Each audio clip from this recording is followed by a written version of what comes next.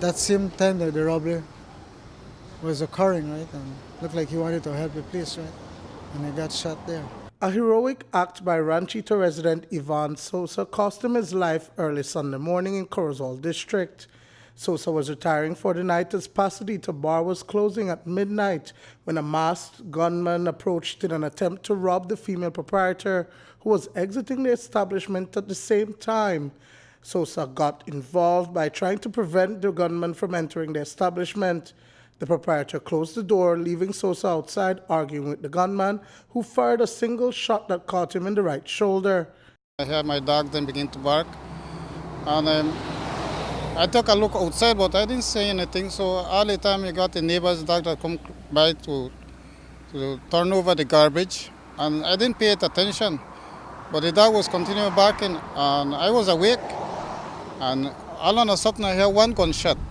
But I didn't really knew where it was or if it had hit somebody or whatsoever.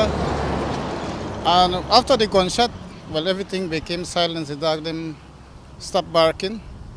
And everything came silent. And from there, I heard a vehicle drove off and went off. I said, well, probably nothing happened, no? The gunman then escaped across the highway and into nearby bushes. Luis Xavier Sosa Sr. says that his son visited with him at the family house on Saturday and left around 5:30 the evening.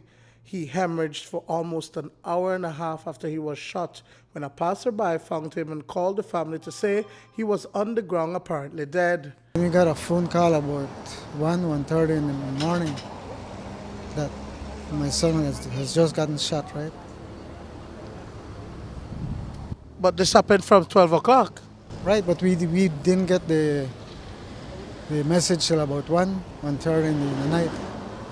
From what I understand, it wasn't by the owner of the bar. It was actually by someone that was passing That's by. the problem. Yeah. Not even the police came to my house nor tell me anything, right?